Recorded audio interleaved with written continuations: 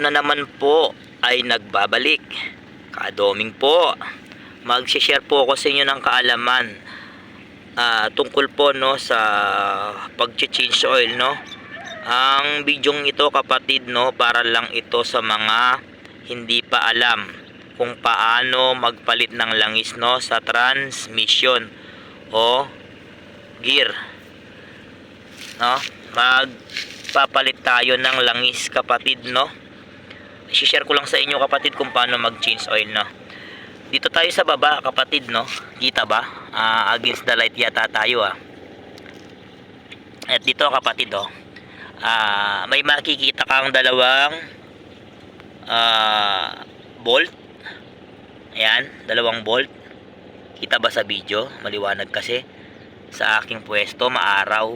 Ayan, yung dalawang bolt na to, kapatid, no, hindi yan ang tatanggalin mo kung mag-change oil ka, no, kung magpapalit ka ng langis, no. Hindi yan. Etong sa baba, eto, kapatid, yung pinakababa, no. Ayan, kita ba sa kamay ko, kapatid, yung tinuturo ng aking kamay? Yan yung kailangan mong tanggalin para matanggal mo yung langis, no. Yan, hindi yung tinuturo ng aking daliri, kapatid, no. Yan yung tatanggalin mo para makapag-change oil ka sa transmission. Gagamit ka lang dyan, kapatid, no, ng 12mm na llabe. Bahala ka kung anong llabe ang gagamitin mo dyan. Ako, kapatid, ang gagamitin ko dyan 12mm na T-wrench, no, kapatid. Bali, ang pagtanggal dyan, kapatid, no, ay counterclockwise. Dito, kapatid, no, maglalagay na tayo ng pangsalo sa langis na tatanggalin natin, no. Tapos gagamit tayo ng T-wrench.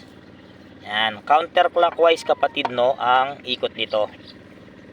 Pasalangsang, kapatid, no. Yan. Naku, pangit ang langis na. Pumangit na yung langis. Yan na, naging ano na siya, naging gray ba ang kulay niyan, o ano bang kulay yan? Parang gray na ang kulay. Yan,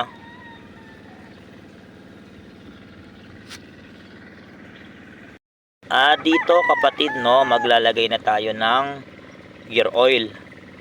Sa paglalagay naman, kapatid, no, ng gear oil, ang kakalasin mo sa dalawang ito ay ito, yung malaki o yung pangalawa. Isa, dalawa. Etong pangalawa, kapatid, no, ang tatanggalin mo o kakalasin mo. Dito natin idadaan ang langis na ilalagay natin. 12mm din siya, kapatid, no. Counterclockwise pa rin, kapatid, no, ang ikot. Yun, no.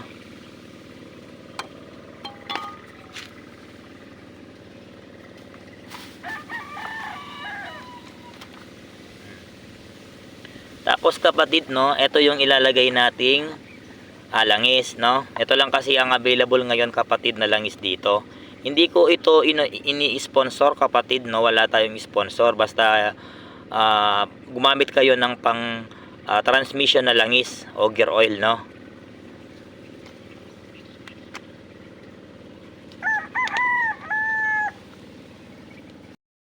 Dito, kapatid, no, binutasan ko yung tips o yung unahang bahagi, no, ng langis na to.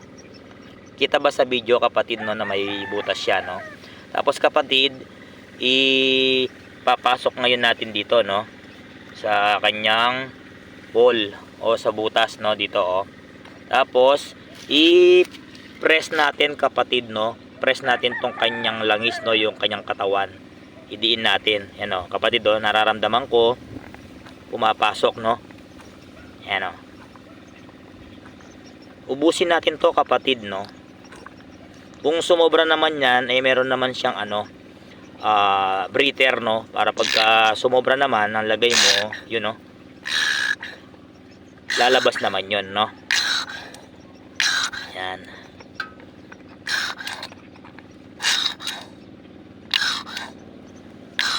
Yun. Wala na kapatid, no? Ubos na yung laman ng ating gear oil, no? Balik na natin yung kanyang tornilyo. Yan. Clockwise naman kapatid, no, sa pagigpit, no? So ganun lang kapatid, no, magpalit ng langis, no, sa transmission. Kung nagustuhan mo yung video ko kapatid, no, i-like mo na yung video at mag-subscribe ka na. Salamat sa panonood.